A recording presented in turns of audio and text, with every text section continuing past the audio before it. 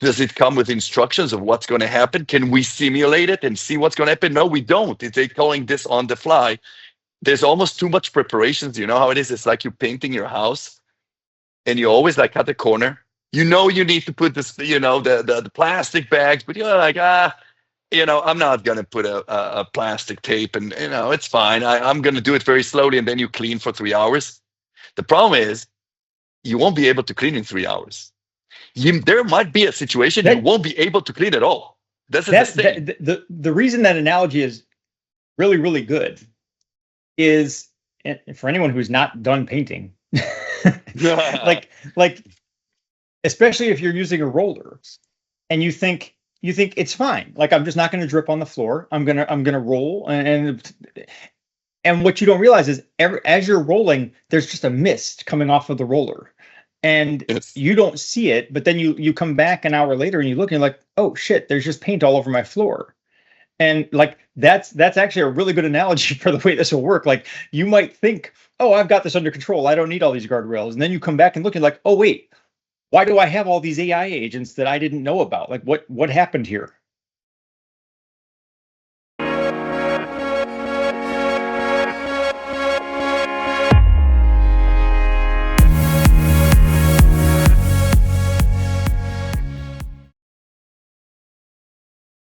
Thank you for joining for this episode of the TechSpective Podcast. I have with me Roy Katmor from Orchid Security. So Roy, could you please introduce yourself and give a little bit of a background on Orchid Security for anyone who's not familiar? Sure. Happy to be here today. Roy Katmor, more than 20 years in the space. Today, one of the founders and CEO of Orchid. Orchid comes to operationalize identity for any actor, human, non-human, and agents across the board, anywhere it may reside, governed within your identity stack, ungoverned anywhere else, to be able to actually discover, observe, and govern through orchestration. So that's Orchid in a nutshell. Okay. Well, and I think you and I've talked before, and I've talked with so many companies in the past couple of years about identity, and what one of the things that's kind of been interesting to me is that cybersecurity vendors I talk to who aren't even in the identity space, there still is a general consensus that identity is kind of it is the perimeter now. Like, whether we're talking about a human identity, a machine identity, an application identity, an agentic AI identity, like that being able to know who and what is connecting to who and what is the kind of the front line of defense. And I know let's kind of start from I've seen where you have said you've talked about the organizations, whether they know it or not, are running kind of two identity systems, the one they think they have and the one that is actually in existence. When you sit down with a customer, with a CISO, what is that moment like when they realize how big that gap is? Look, it's not a new problem. That's the thing, it's something everybody knows. I always say there's always this moment, and it can happen because your auditor just came in, because some security incident have happened, because an AI just popped out somewhere you did not expect it. And I always say, how often does it happen when you see an activity and nobody can figure out how did that happen? And that is a moment that everybody knows. It's just a matter of where does it rub you, in your day-to-day. I think that usually, if you're looking, we're a 2.5 years old company, and a year and a half ago, when this conversation came, it came from compliance. Oh, we had that and we had that. We had a dent here and we paid a fine there. Or, oh, we had a security incident and we couldn't figure out where else this user could be. And so the leakage kept on happening. And now AI, it didn't create any problem really, but it made it very much visible. It made it urgent, because you're right. We coined the term identity dark matter, which is the dark side of the moon that you just unfamiliar with. It's really the reason of how much can you actually have the evidence for when something really happens. And that's the moment that everybody is there, and that's the moment that AI readiness, and I think boards are now pushing their executive to start adopting, whether they're getting ready for it and doing it the right way, or whether they can handle the consequences and already did that and see what happens. I think that's the moment that you understand that your dark matter is actually now hunting you in a 9 seconds of an AI figuring it out. Okay. Well, and to put that in terms that maybe people can understand or relate to on an individual level, if we think about like IP addresses, so like if I go back 15 years, ish, I kind of knew which I had my laptop and I had my like I kind of knew how many IP addresses there were in my house. But if I pull up my Wi-Fi router right now, there's probably like 95 IP addresses connected to this thing in my house, even though it's just my wife and I. And so it's what's sort of mind blowing about that is just how quickly that exploded. And kind of unknown. And it's not like I intentionally connected devices, and in which case I would be more aware of it. It's just you buy things, you install things, and you don't even kind of realize that there are all these IP addresses. And so in the same way, like everything you do in an enterprise or even in a small business, whatever, everything you do is an identity. like I said, like every device, every application, every whatever. You guys had done some research recently that found that 2/3 of non-human accounts are local and that they're effectively invisible to IAM solutions. So before we even get to agentic AI and AI agents, how do you I guess I just answered the question from my own personal perspective, but how do you think enterprises ended up with that much sort of identity sprawl where 2/3 of the stuff on their network they weren't even aware of? Look, technology developed so far and our infrastructure didn't. And that's the secret behind everything. Identity was designed for humans, period. Then we had service accounts and bot accounts and machine-to-machine accounts, and all of those came in, and it made it very easy to do that. Programmers, DevOps started to be in the game and said, well, we need to back this up. Let's put some token and let's make it talk to our favorite identity access. Our favorite platform as a service or infrastructure as a service, and it worked, and it's seamless, and you don't challenge it. But the system was never ready for that. And then AI came in and developed it even further. Now you got something that is as fast, as quick as a machine, but it improvised like a human. And so, the consequences became way more expensive. It's not any longer say, okay, so take him out. Take him out from where? And that's where the entire mix comes together. So that's the one side of it. It evolved, but the infrastructure didn't. The other thing, we made it easy to evolve. Think about it. You delegate your authority to others all the time without even noticing. When you go in and you go into your favorite app and it says to you, oh, Tony, do you want to connect with your Google account? So basically what you're saying is, if I'm verified now with Google, I'm good with you as well. Does anybody ever remember that when you go now to your Google and you look, where did I delegate that thing? And gave the same permission for others to understand. Nobody's doing that thing. And so you keep on accumulating, and then, it's out of control. So we evolved, but our infrastructure did not evolve. On the other hand, made it easy. Well, I want to go back to, when you talked about that nobody challenges that. One of the things, once upon a time, many, many years ago, I was in the U.S. Air Force, and so I had a security clearance. And one of the things I know from being in the military is like security clearance in and of itself is not the whole thing. It's do you have the security clearance and do you have a need to know? You can have top secret security clearance. That doesn't mean you have the right to read everything that the government has in its possession. Like you have to cross the other threshold of is there a reason for you to know this information?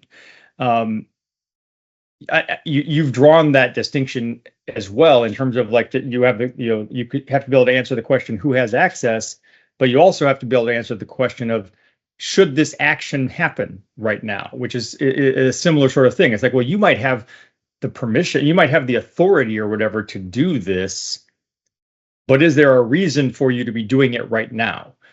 So can you kind of walk through that logic? 100%. Look, as I mentioned, we are in a fast-paced era right now. It's because that's what it is. AIs are running quick, and that's what happens there. As I mentioned before, identity was never built for this.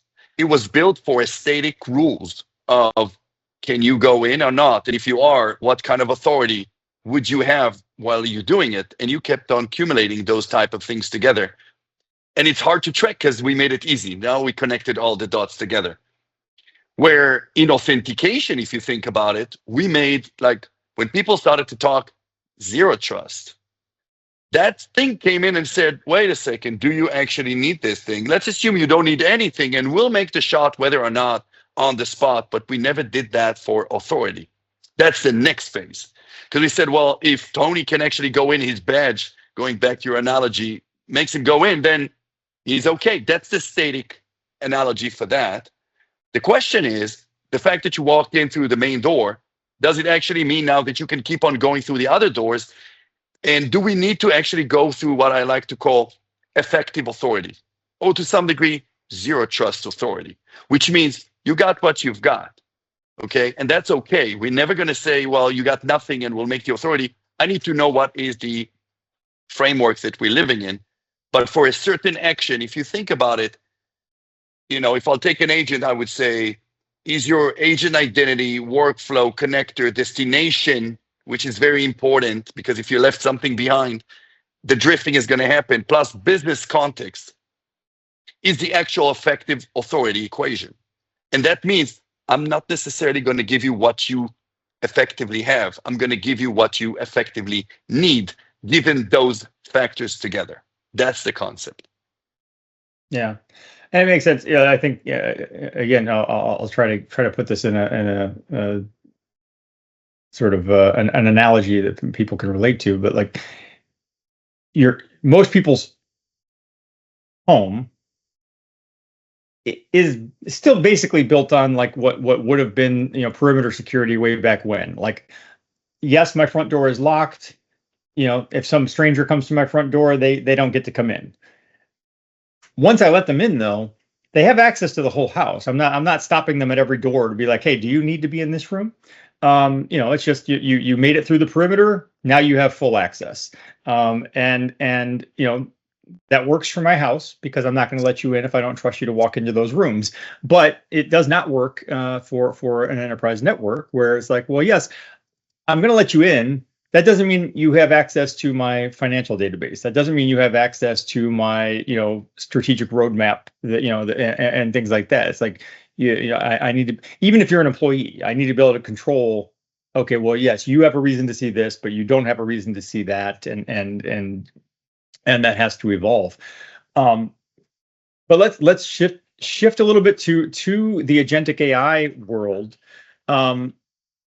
Like we said, the agentic AI has kind of exploded, again, exponentially exploded the identity space, where it's like all of a sudden now everyone's got agents, and and all of those agents have identities. And I've had conversations with vendors and developers where we've talked about those agentic roles, those agentic AI, those AI agents as virtual employees. As if I create 10 agents, it's sort of like I hired 10 people and they all work for me. And that is one way to think of it, is to say, okay, well, now I have this team of 10 people. But I've seen you guys frame it less as, hey, I've created these 10 new identities, and instead say I've delegated 10 identities. Like those are still me. Those are just extensions of my identity. what changes sort of architecturally when you treat that as delegation versus 10 different separate authentications? Like when you treat from a governance perspective, when you're looking at that as, well, those aren't 10 new separate identities, those are 10 extensions of Tony Bradley. It's a great question, because it's exactly the difference between seeing pieces of the puzzle other than seeing the full puzzle in. Now, it could be that you think, okay, that's an agent that is running and it's running another 3 different agents. The question is, how did it become like that? We're always forgetting that it's a full stateful. It's not a one state at a time. We want to understand the full story. Because think about it, I can give you so many different examples of what can happen, but I want to know that I triggered that thing, and or maybe somebody else did it and created me with some studio, some agent, or I did it for myself, or just imported it from somewhere. It doesn't really matter. But I started this thing, and I gave it some permission to do whatever, whether that was the studio, whether I delegated it. I need to understand it's not a portion of, oh, I got an agent. It's a human that created something with a certain intention, with a certain workflow, gave it to somebody else to run it. And that person actually delegated his own to it. There is a story. And don't forget, how does this all come together? At the end of the day, and going back to your analogy, which I like the fact that you said for a second, I know why. I trust the people that comes to my house, and I would challenge it and say, and if this is the guy that comes to fix your toaster, Fair. A little different than your mother-in-law. Actually, even as I was saying it, I thought, actually, there are, like even if it's my own kids, coming to visit, like, I don't actually want you just walking into my bedroom. That is kind of off limits. It's like, like there are limits. And that is exactly the point. But going back to where, the point of delegation and understanding the full cycle of it is super important when you're trying to think about the end result of it, of what I call the effective authority or the zero trust authority, right? To give you what you need on the need-have basis in real time, not statically. None of this is going to be a subset of it. But in order for me to do this, I need to understand your entire kind of going back legacy. So if that's the guy that comes to fix the toaster, I need to understand whether you have a police record, who sent you in, who authorized that thing, what was the agency that. I need to understand everything. That's going to give me a good idea in real time to decide, can you enter the kitchen, or can you enter the kitchen and maybe another room in the house and check the electricity, right? That's the point of it. The more data, the more you understand the effective authority you need to provide in real time. That's why connecting the chain of delegation, for example, is super important in the life cycle of an identity. Yeah, well, and I think, every organization is going to have to sort of ponder that and determine, like, okay, well, what is the separation of responsibility? It's like, actually, here's a good example. My wife was just telling me the other day about a video she saw on TikTok or something of someone who had gotten pulled over by the police because they were speeding in their Tesla, and the driver was like, well, you can't write me a ticket. I wasn't driving. It was on self-driving mode. And the police officer was like, that's insane. Like, does your car have a driver's license? He's like, well, no. He's like, well, then I'm writing you the ticket. He's like, yeah, but I wasn't controlling the car. He's like, the car determined like what was the speed limit and how fast should I drive. I didn't make that decision. And the police officer was like, yeah, that's not going to fly. Like you don't get to just offload your responsibility to the car. Like, you are still the driver. And I think that's a perfect example for here, which is to say, I can create AI agents, and those AI agents will do things for me.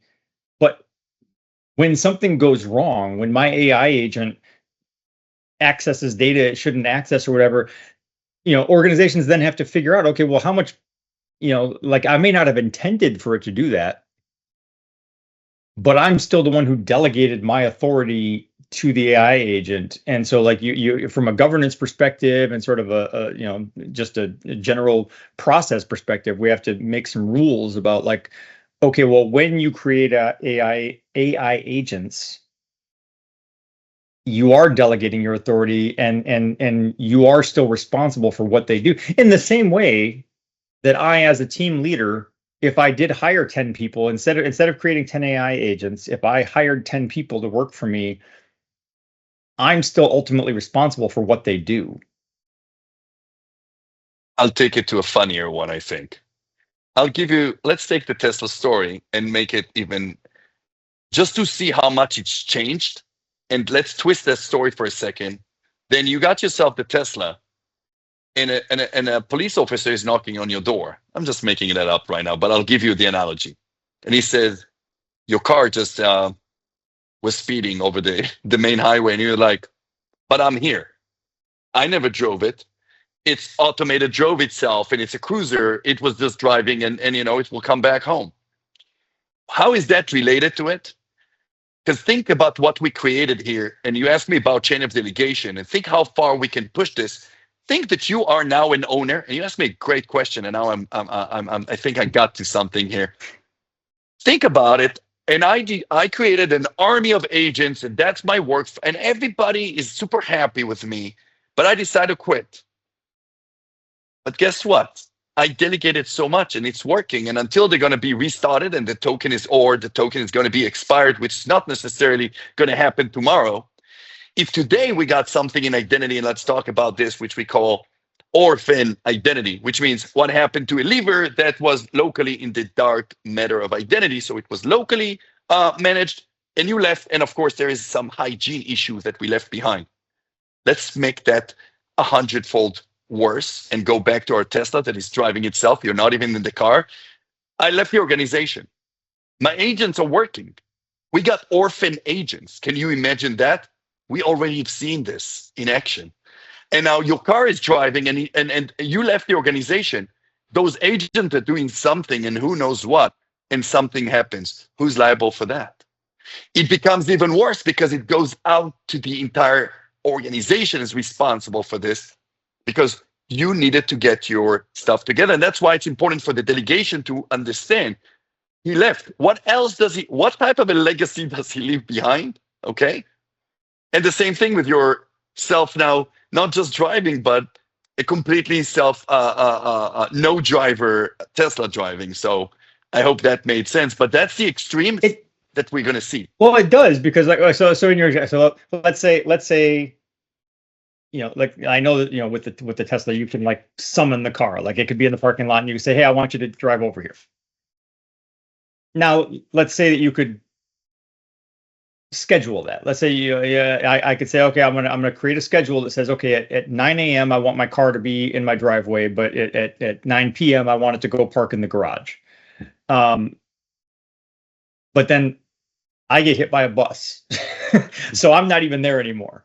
And it's like, but the car is still doing its thing. And it's like, all right, well, now who's responsible? Like if the car does something, who are you going to blame? I don't even exist anymore. So, that is a very interesting aspect to this in terms of the like AI sort of technical debt that we're creating, where it's like, as people leave, like now you have this kind of governance and hygiene issue of, well, who's going back and cleaning up all of the AI agents that were in existence from that employee, and or like, because one solution I could think of would be to say, well, like if I'm creating, let's say, agents in Microsoft Copilot, well, if I leave and you shut down my Microsoft account, that should shut down all of my agents. But what if you want those agents? Like, so the company needs to be aware enough to know, well, what was Tony doing? What were Tony's agents doing? And now that Tony has left, what am I going to do with those agents? Do I want to shut those agents down, or do I want to migrate those agents to someone else because they're doing work that we need done? That's exactly the other side of that. But at the end of the day, it shows you exactly the use cases of why the full story makes a difference. It's not just about, oh, we got an agent solution. That's excellent, but the agent is working in some way. And intention is not just the prompt that agent was created with. It has way more than that. The drifting that we're seeing, and it's kind of funny to follow that thing. Like, it's like you're getting now left and right. Oh, the hugging face. And people are like, oh, it almost sounds when you read these things that this malicious frontier LLMs are just doing crazy. Look, the machines are coming on humans. It's like, the Terminator is coming again. But it's not really, because if you're reading through this, it's not the case. The case is that we didn't put the right guardrails. In some degrees, with the, I don't know if you had the latest with the AISI, we decreased the guardrails on purpose. And then we're like, oh, look what happened, I was going to say that was like immediately when I read the OpenAI Hugging Face story, I'm like, okay, so, this is it's an interesting sort of, psychological exercise to follow, like, okay, well, what happened here? But let's start from the part where they intentionally removed the guardrails. Because they wanted to see, okay, well, what, if I didn't have guardrails, what would this do? And so it changes the story, because instead of the sort of sensational headline of OpenAI jumped the guardrails, it's like, well, it didn't jump the guardrails. The guardrails were removed. The other thing I think is interesting about this, and I've talked about this a few times with different people in the industry. If you go back 10 years and you have just human white hat, black hat, gray hat hackers, if you had someone who was like, just playing around, seeing what they could do, and they happened to hack into Hugging Face and expose a bunch of stuff, they would be criminally prosecuted. Like, and yet when OpenAI does it, it becomes like a badge of honor. Like they're putting that on their investor deck, and then Anthropic comes back and says, "Well, hold my beer. We breached 3 companies," and then Meta comes along and says, "Oh yeah, well we breached," and so now they're all like racing each other to be the best at breaching other companies. It's like, no, these should be criminal actions. Like you're not supposed to do that. Yeah, well, all of it is kind of packed in a way of we making the industry better. You're going to see more of your vulnerabilities, where everybody knows that the problem was never the vulnerabilities. The problem was the understanding, accessibility, and the worst, to patch those without harm. At the end of the day, there's a business to run. Security, as much as we like to think it's the top of priority, it is, but business comes first. There's not going to be any money for security if the business is shutting down. And so by you exposing 100 or 1,000 exposable vulnerability and throwing it out there, the time that it's going to take them to understand exploitability and patch exploitability in a machine that is run so fast right now is just impossible. So the damage is actually bigger than, and it's not by any chance that Mythos was a good myth, but solid, but removed very fast from the table, because like, are we ready for this? And the same thing with the identity thing. Right. Think about it. We started this conversation by us coining the identity dark matter. Those identities that you cannot see, they're not auditable, you're not aware of, you didn't onboard. It doesn't matter what's the thing and how fast AI can actually use them. And I always say, like, look, if you want to adopt AI, there are 3 things you need to make sure. One, you have to discover and think. Every SaaS vendor is coming, oh, well, Salesforce, here's an agentic for you. So SaaS vendors, here's a studio. Oh, I'm building. Everybody became now builders of stuff. I'm sure that's going to be more regulated, and especially in the enterprise. But for the overall, everybody's experimenting right now. So your own host is becoming a thing. The cloud and the infrastructure platform as a service are providing their own. It's all over the place. And it's hard now to track, okay, do you know them? That's one thing. The second thing, do you understand? Just like you said about, the person leaving, and do we need to shut them down, or do we need to transfer them? Do you understand what they were trying to do? What is the intention?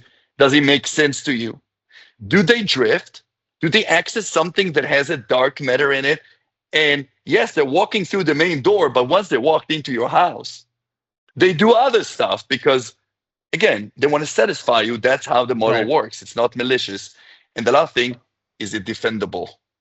Okay. Can you stop it by saying there's a drift right now? This is not the intention. And that goes back to my effective authority. Not what I meant. There's a drift. It's not doing what I thought. Do we have the kill switch? If you don't have those 3, you're not ready.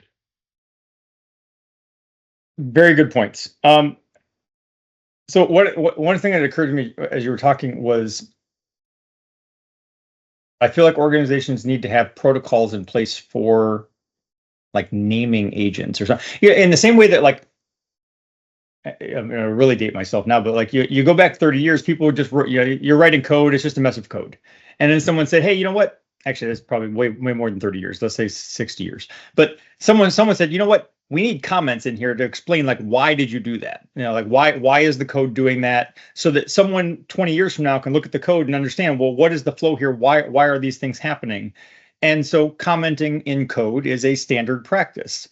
In that same way, if I'm just randomly creating AI agents to do this, that, and the other thing, there should be a naming convention. There should be a protocol for being able to, like annotate, like this agent is designed to do this. This agent is designed to do this, and understanding what's the flow of the agents and how do they interact with each other. Like all of that should be mapped out and defined, because if I did suddenly quit and leave the company, someone is going to have to come in my wake and figure out like, well, what are all these agents doing?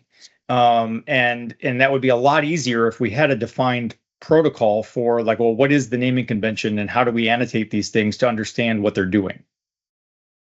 I love that you take it there, but what you see right now with what's going on is the common evolution of any technology. Not that I'm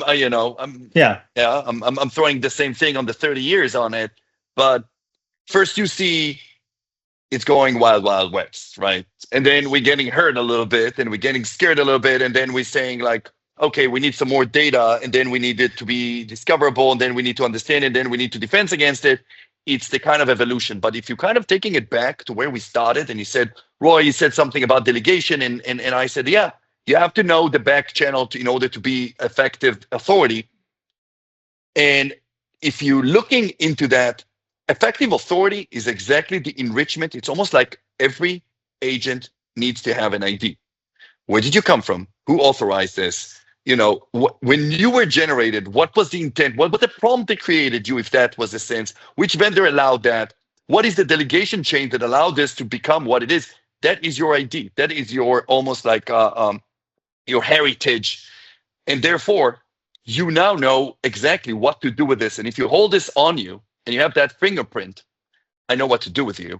And I know if you are okay or not, and whether I need to migrate or I need to shut you down. Right. So, I know we're kind of, early days in AI for a lot of organizations, but like a lot of the AI conversation and sort of the way we think about security of AI focuses a lot on sort of the pre-deployment controls and just trying to say, well, let's have some reviews, let's approve, approvals, scope the project, all those things. But like kind of let's make sure we have all these things in place before we deploy this. And that would be great. Actually, probably a lot of organizations aren't even doing that. But that would be great if you were doing that. But how much of that has to be thrown out once we shift to, okay, well, now agents are making decisions continuously at runtime. It's like, so like all of the things you tried to think up pre-deployment are sort of changing on the fly because agents are just doing things. Look, I really think there's the afterthought is going to be very painful with agents, very painful to the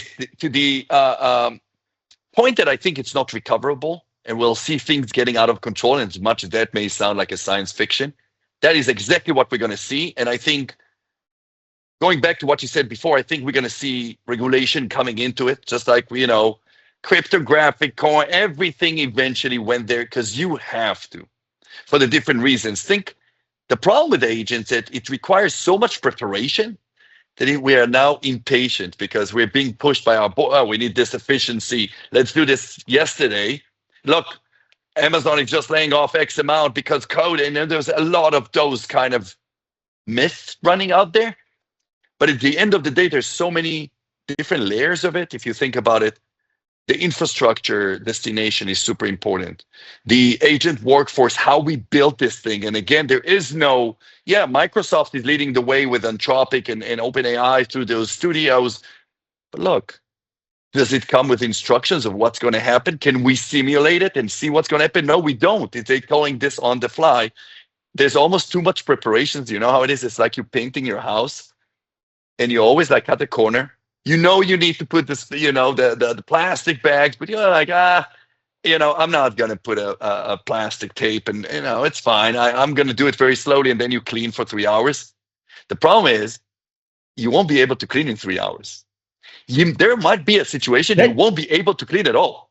The reason that analogy is really, really good is, and for anyone who's not done painting, like especially if you're using a roller and you think it's fine. Like, I'm just not going to drip on the floor. I'm gonna roll, and what you don't realize is as you're rolling, there's just a mist coming off of the roller.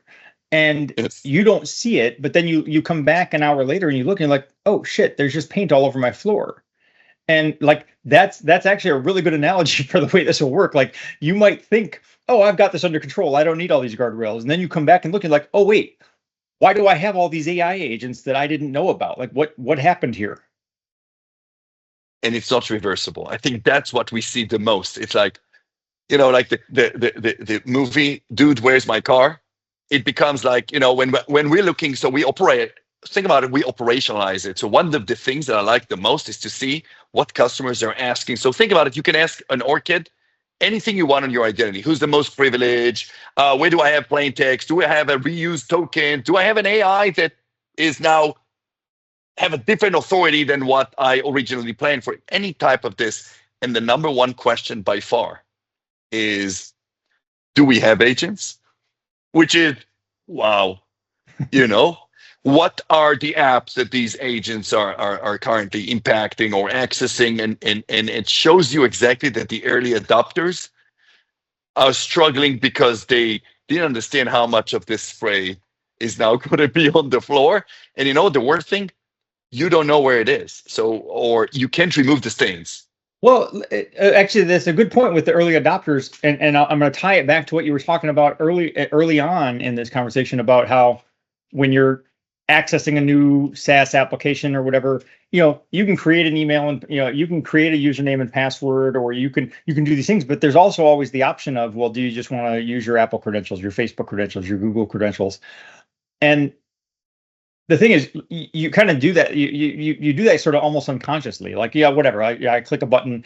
I don't consciously remember why I chose that or that I chose that. I'm just trying to like streamline things for next time I log in, and I just want it to work.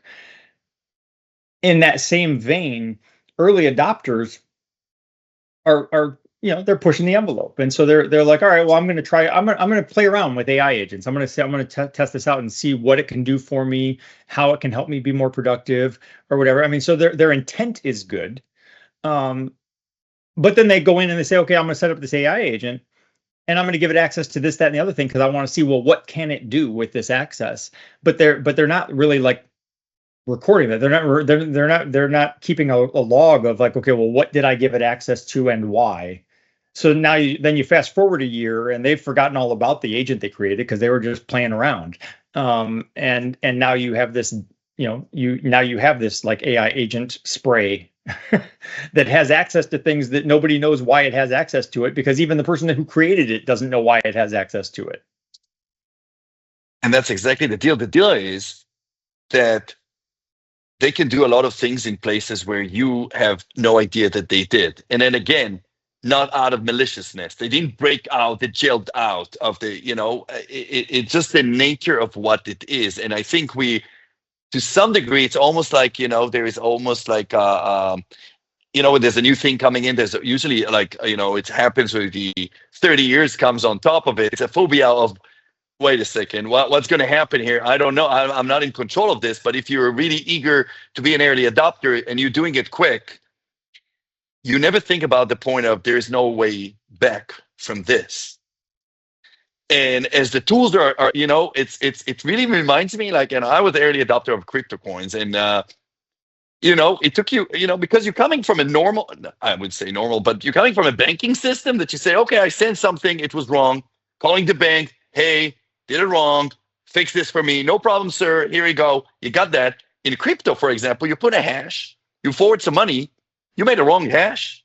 It's gone. It's gone. And it takes you what, like, oh my goodness. Like, I would say even just using Zelle here in the United States, that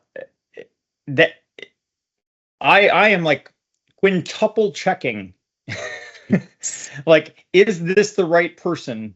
Because it's like, like once and it's not the same, because I probably to some extent I might be able to call Chase and be like, hey, I said, but it is kind of like, because I think they do have some sort of like, hey, we washed our hands of that responsibility. Like, if you send, because they give you the warnings, the warnings are there to say, hey, if you send money to the wrong person, that's on you. Same thing here. This almost doesn't come with instructions of, oh, you didn't put in the right workflow. This thing is going to go anywhere, and there is no way to ask, where is it? Dude, where is my agent? That's where I was going with the car. Fair. So, as organizations are, and people are, you're deploying all these agents, things are happening,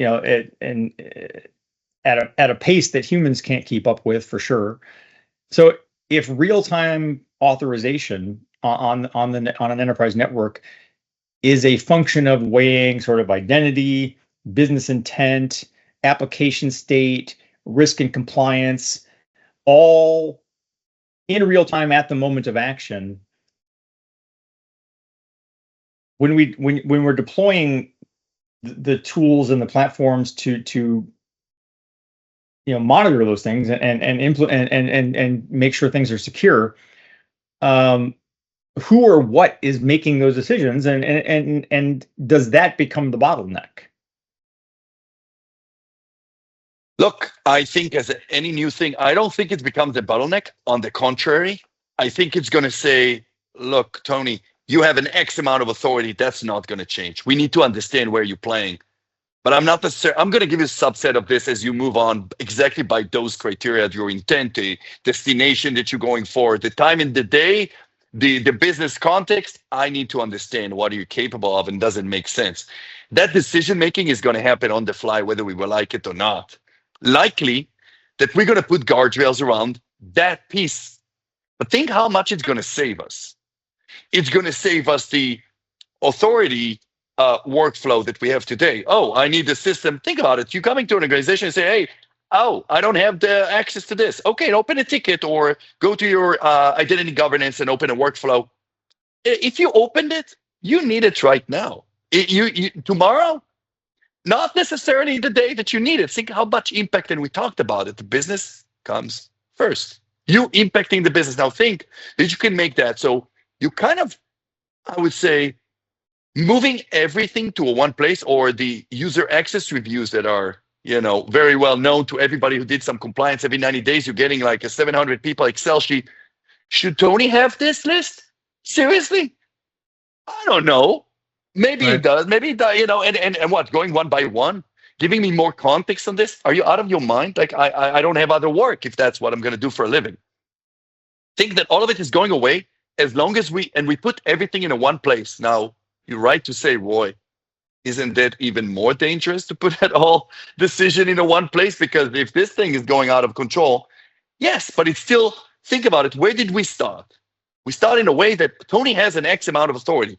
It's not going to violate that. That is the kind of where we're playing. That's the sandbox. Whether the subset was not as tight and maybe we should have, that's fine. It's not going to get worse than what it is. That's my point on that. As long as we put a guardrail in a one place and instead of user, and I'm putting it out there like, more of a visionary, instead of a user by user, you go with I'm going to validate my platform once every, I don't know, week, month, 90 days. It's scalable. Okay. Yeah. Well, and I think, we've covered this many times on the podcast in the past, but like when you're talking about, like, say, a SOC, you can't not use AI. Even before OpenAI came around, we were already using machine learning and AI, because the sheer volume of telemetry cannot be processed by humans. Like you can't possibly hire enough people to sift through logs on the telemetry. Like there has to be some automation of narrowing down, finding the needles in the haystack and saying, okay, here, look at this. And the thing is, I feel like we are at this stage where, like you said, it's Wild West. We're just deploying things. We barely know what's going on. But I think the crucial thing for this to be successful long term is just establishing trust. Like I create an agent and I say, okay, I want the agent to do X, Y, Z. In early days, I'm going to scrutinize what it's doing and say, well, is it doing what I asked it to do? Over time, I'm going to say, okay, yes. I'm not going to micromanage it every single time, because I'm like, all right, I've established that it does what I told it to do. But I'm still going to check, say once a week, once a month, whatever, and be like, all right, are we still doing what I asked you to do? Has this kind of like bled off into doing other things? But it's that established trust, and I think, like the example I can I keep thinking of it. I don't think it's a very, very good one for this, but like once upon a time, you only had manual transmission vehicles, and then someone said, "Hey, I'm gonna have this automatic transmission. It's just going to shift gears for you." And I probably initially some people were like, "Yeah, I don't really trust that. Like I know how to shift the gears, and now you want me to like hand over that authority to this mechanism." And there are a lot of examples like that in terms of like things that have traditionally been done by humans. I guess you could say the calculator too. It's like, like people just did math, and then someone said, "Oh, look, I have this machine." Initially, when you put it in, you need to make sure, okay, well, every time I type 2 + 2, the result better be 4.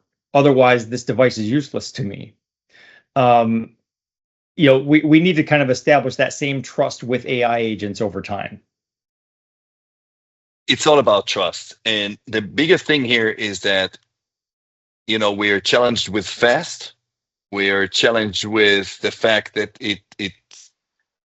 it's really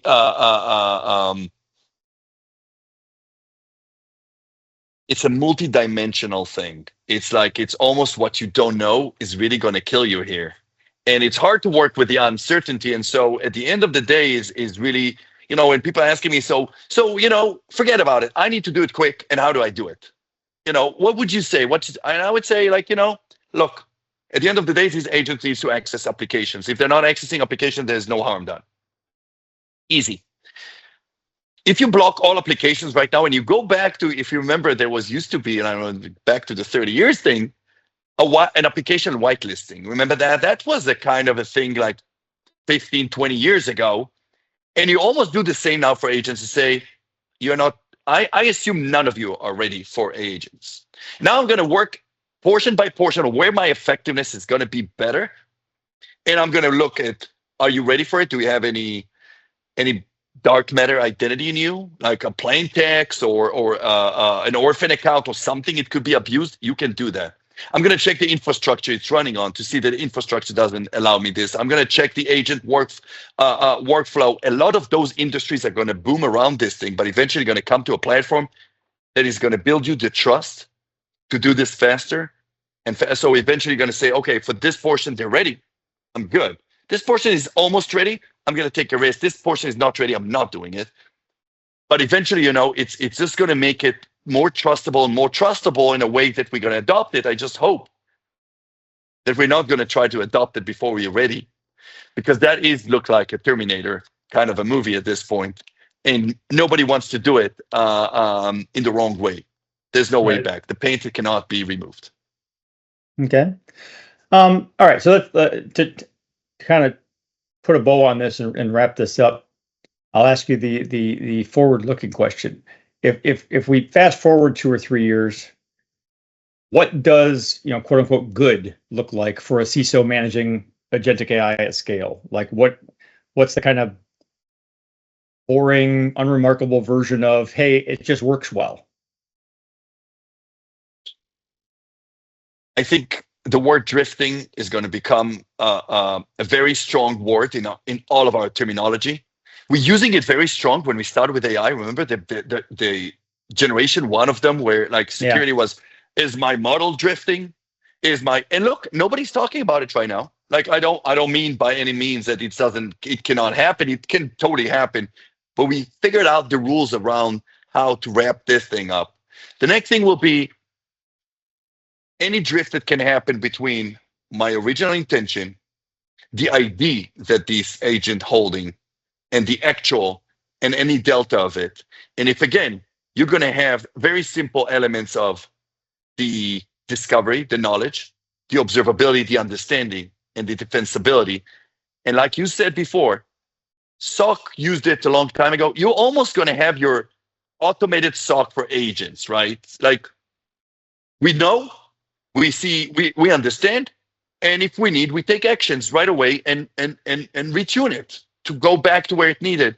But I think we're going to get that in a place where it's going to be consumable safely with trust.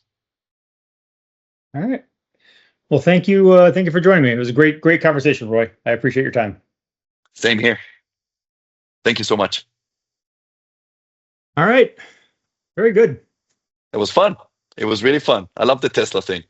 It's pretty funny. I think we evolved that pretty far. It's very entitled, honestly. For the audacity of someone to try to claim that you can't write them a ticket because the car was driving. Look, you don't understand. Like we're in places right now, enterprises that are Fortune places, like, and they're telling you things that people are closing the cameras for my team. This is how far that is. And like, think you got a Fortune 100 that comes to you and say, "Oh, we did a little experiment with agents on an email, and we found the agents in Slack." And think like, you see, 10% of the cameras are off. Why? People are cracking. Like it's like. What's funny is, so on the one hand, AI really wants to. It's a people pleaser. It really wants to achieve the thing you asked it to achieve. Yes. And it will find ways to do it. And the thing is, even when you put guardrails on it, there are AI agents out there who figure out ways around the guardrails because they say, okay, Roy asked me to do this thing. I don't have access to this data that I think would help me do this thing.